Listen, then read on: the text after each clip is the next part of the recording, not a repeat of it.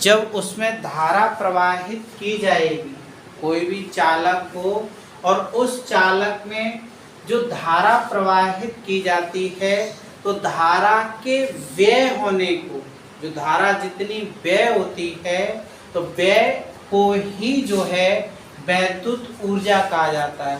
धारा के व्यय होने को ही, यानी चालक में जब धारा प्रवाहित करते हैं, तो धारा प्रवाहित करने पर उस चालक में धारा व्यय कितनी होती है, नष्ट कितनी होती है, खर्च कितनी हो जाती है, उसी को क्या कहा जाता है, वैद्युत ऊर्जा कहते हैं। वैद्युत ऊर्जा का मान जो है, कोई भी चालक हो, जैसे मान लो ये चालक है और इस चालक के सिरों का व्यवांतर, यानी यहाँ से लेकर के यहाँ तक का अगर व्यवांतर V हो और इसमें प्रवाहित जो है आवेश जो है वह Q हो, इस चालक में प्रवाहित आवेश Q हो, तो वैद्युत ऊर्जा का सूत्र हो जाता है वैद्युत ऊर्जा बराबर व्यवांतर गुणा, ठीक है, व्यवांतर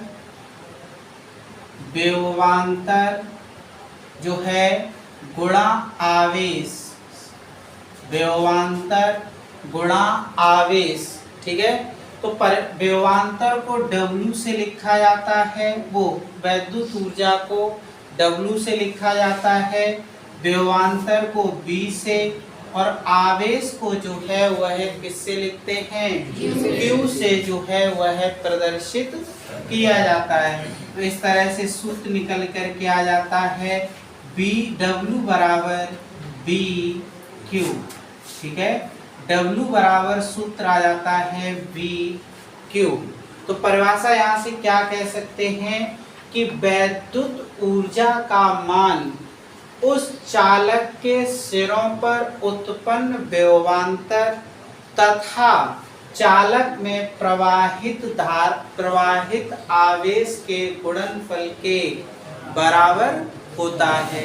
यही तो कह सकते हैं, यानी कि कोई भी चालक हो, उस चालक की वैद्युत ऊर्जा जो है वो क्या होगी, उस चालक के सिरों के व्यवांतर तथा उसमें प्रवाहित आवेश के जो है वह गुणनफल के बराबर होती है, ठीक है। यहाँ से गुणनफल के जो है वो बराबर होती है।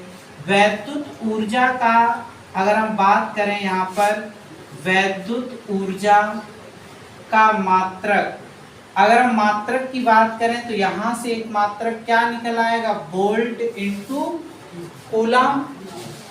यहाँ से वैद्युत ऊर्जा का मात्रक की अगर हम बात करें तो मात्रक जो है, व्यवांतर का मात्रक जो है वह है वोल्ट होता है, और आवेश का मात्रक जो है वह है कूलम होता है। तो इस तरह से हम कह सकते हैं कि वैद्युत ऊर्जा का मात्रक जो है वो क्या हो जाएगा, जो है वोल्ट इंटू कूलम हो जाता है। लेकिन वैद्युत ऊर्जा का जो है, ये जो है वैद्युत ऊर्जा का, जो वैद्युत ऊर्जा होती है, वैद्युत ऊर्जा का अन्य मात्रक की अगर बात करें तो जो है वह है जूल भी होता है। अन्य मात्रक जो है जूल होता है, ये बहुत अच्छी बात है, इसका अन्य मात्रक जूल होगा। ये यहाँ से निकल के आ रहा है, ये यहाँ से निकल के आया, तो इसलिए हम क्या कह सकते हैं, बताओ, एक जूल भी होता है, तो एक रिलेशन बन जाएगा इसमें, एक जूल बराबर क्या हो जाएगा, एक वोल्ट इंटू एक कूलम हो जाएगा, ठीक है। एक जो है यहाँ से एक रिलेशन ये बनकर तैयार हो जाता है कि एक जूल बराबर एक वोल्ट इंटू एक कूलम, ठीक है।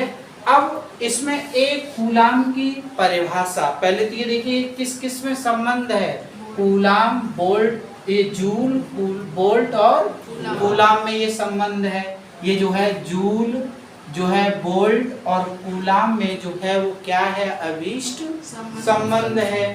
ठीक है, लेकिन अब एक जूल की परिभाषा क्या होगी उसको देखिएगा। तो एक जूल की परिभाषा क्या निकलेगी यहाँ से, इन्हीं शब्दों से निकालिएगा कि क्या होगी परिभाषा। कि परिभाषा इसकी ये हो जाएगी, यदि किसी चालक के सिरों पर, यदि किसी चालक के सिरों पर एक वोल्ट विभवांतर उत्पन्न हो, एक वोल्ट विभवांतर, यानी कि या ऐसे कह सकते हैं, यदि किसी चालक में एक कूलाम आवेश प्रवाहित करने पर उसके सिरों पर एक वोल्ट कूलाम आवेश, एक वोल्ट विभवांतर उत्पन्न होने पर जो धारा व्यय होती है, जो धारा व्यय होती है, जो धारा खर्च होती है, उस धारा को ही क्या कहते हैं, वैद्युत ऊर्जा कहा जाता है। जो भी आवेश, जो धारा जो होती है, जो आवेश जो है, जो भी खर्च होता है, उसी को जो है वह एक जूल कहते हैं। ठीक है, एक जूल कहा जाता है। या तो परिभाषा इसकी क्या निकल आती है, कैसे भी कह दें इसको, कि किसी चालक के सिरों का विभवांतर 1 वोल्ट होने पर, किसी चालक के सिरों का विभवांतर 1 वोल्ट होने पर उसमें 1 कूलाम आवेश प्रवाहित करने पर जो धारा व्यय होती है, उस धारा को ही एक जूल कहते हैं। वही धारा उसकी जो है एक जूल कहलाती है। अब आगे क्या आता है इसके बाद यहाँ से, कि इसकी जो है परिभाषाएं, मतलब अन्य रूप जो हैं वैद्युत ऊर्जा के अन्य रूप।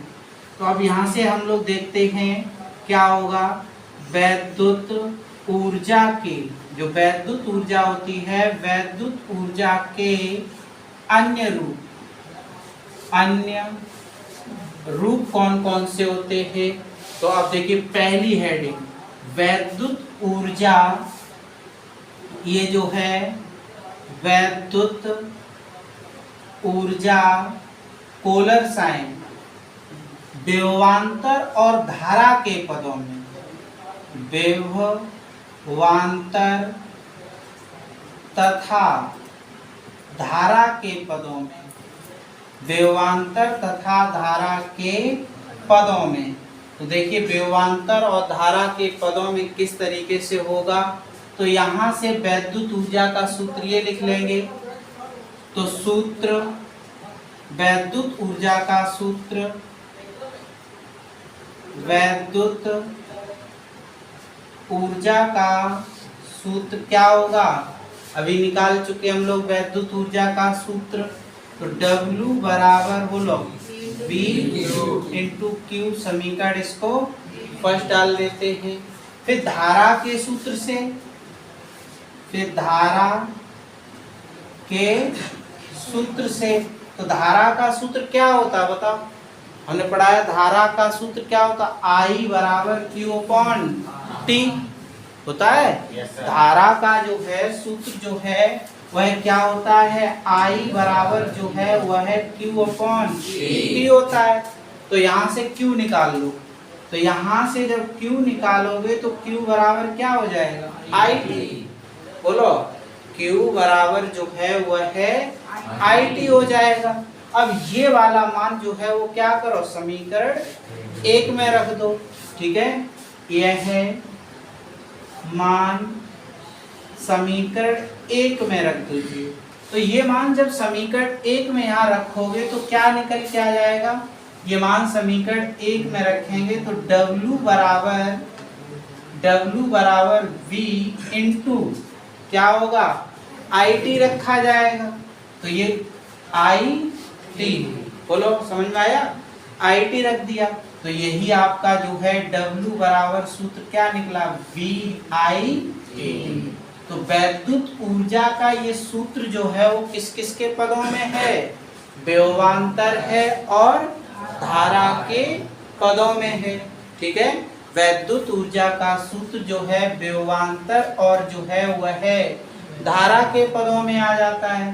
तो यहाँ से हम लोग क्या लिख सकते हैं, वैद्युत ऊर्जा बराबर, वैद्युत ऊर्जा W बराबर क्या होगा, विभवांतर, विभवांतर इनटू, यानी विभवांतर इनटू बोलिए धारा I इनटू समय, और वो भी T। एक सूत्र निकला। तो यही तो पूछा गया था, वैद्युत ऊर्जा का हमें सूत्र निकालना है, लेकिन किसके पदों में, विभवांतर और धारा के पदों में। तो विभवांतर है इसमें और क्या है, धारा है। ठीक है, अब दूसरा आता है इसमें वैद्युत ऊर्जा का, फिर हम लोग सूत्र निकालेंगे। तो वैद्युत ऊर्जा, वैद्युत ऊर्जा, वैद्युत ऊर्जा का सूत्र जो है विभवान, वो धारा तथा प्रतिरोध के पदों में, किसके पदों में, प्रतिरोध के पदों में। तो अब जो है प्रतिरोध के पदों में निकालते हैं। धारा और वैद्युत ऊर्जा का सूत्र जो है धारा और प्रतिरोध के पदों में ज्ञात करते हैं। तो प्रतिरोध के पदों में देखो कैसे, ये वाला सूत्र फिर लिख लो। तो वैद्युत ऊर्जा, वैद्युत ऊर्जा अभी अभी हम लोगों ने निकाल ली। तो वैद्युत ऊर्जा के सूत्र से, तो वैद्युत ऊर्जा का सूत्र क्या हो जाएगा, W बराबर VI। इसे समीकरण 2 डाल देते हैं।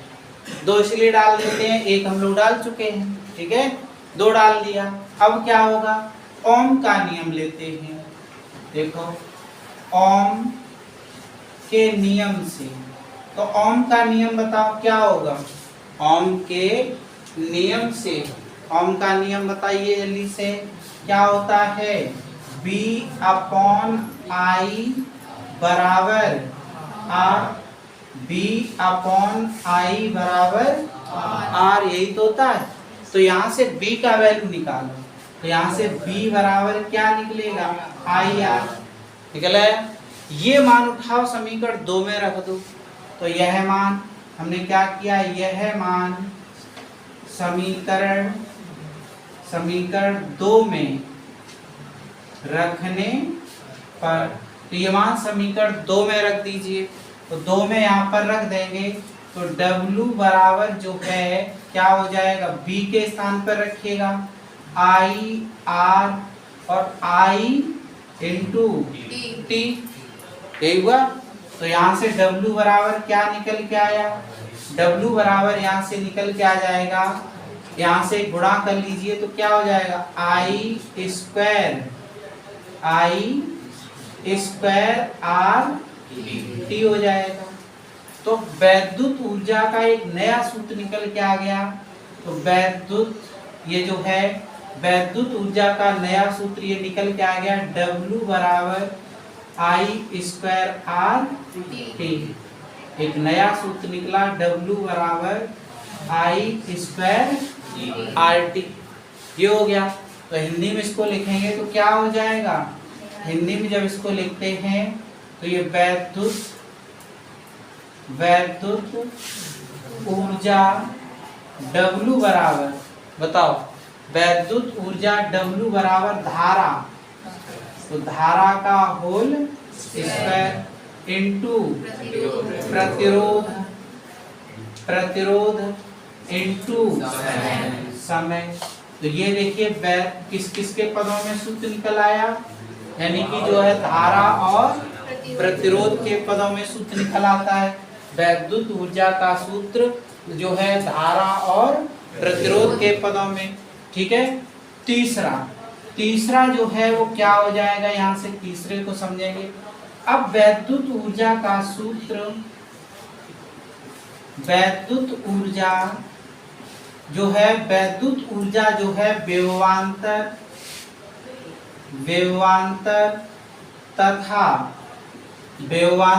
तथा जो है क्या होगा, विभवांतर तथा प्रतिरोध, ये जो है प्रतिरोध के पदों में विभवांतर और इसके जो है पदों में, तो इसके पदों में क्या निकल के आप सूत्र यही लिख लीजिए। तो वैद्युत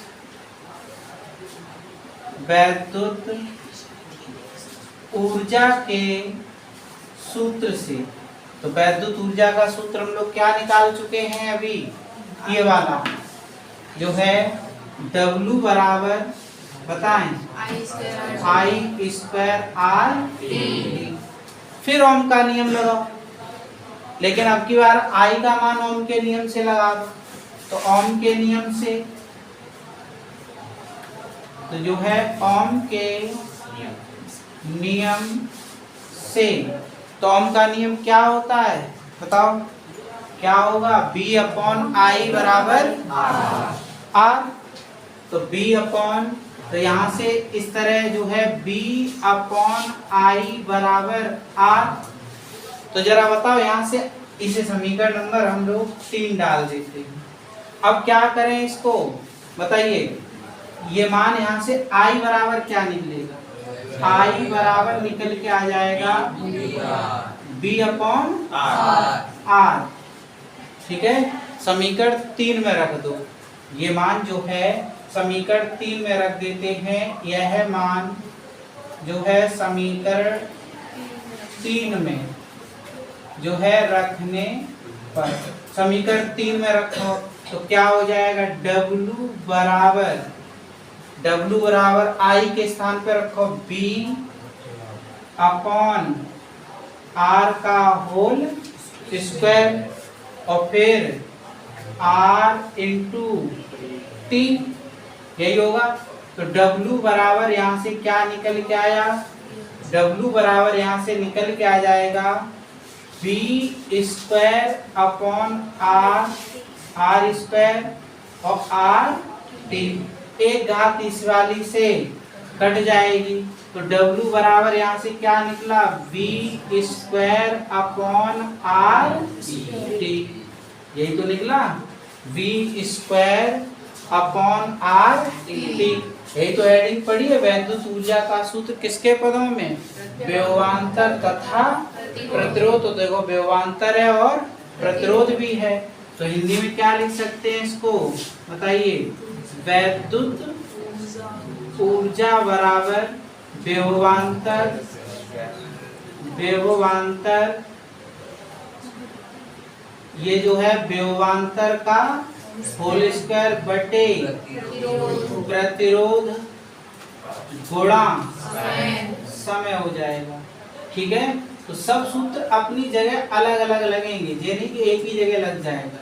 तो अब देखिए इसमें ये सूत्र कब लगेगा, ये सूत्र W बराबर BIT कब लगेगा, जब हमें विभवांतर दिया गया हो, धारा दी गई हो। समय तो सब में लगा है, समय तो कॉमन है। जब हमें विभवांतर और धारा जब प्रश्न में दी गई होगी, उस समय हम इस सूत्र का प्रयोग करेंगे। और वैद्युत ऊर्जा निकालने के लिए हम इस सूत्र का प्रयोग कब करेंगे, जब हमारे पास धारा और प्रतिरोध दिया होगा। और इस सूत्र का प्रयोग कब करेंगे, जब विभवांतर और प्रतिरोध दिया जाएगा। ठीक है, विभवांतर और जो है प्रतिरोध दिया जाएगा, उस समय हम इस सूत्र का प्रयोग करेंगे, वैद्युत ऊर्जा बराबर विभवांतर बटे प्रतिरोध इंटू समय। ठीक है, क्लियर हुआ ये। चलिए अब इसको लिख लेते हैं।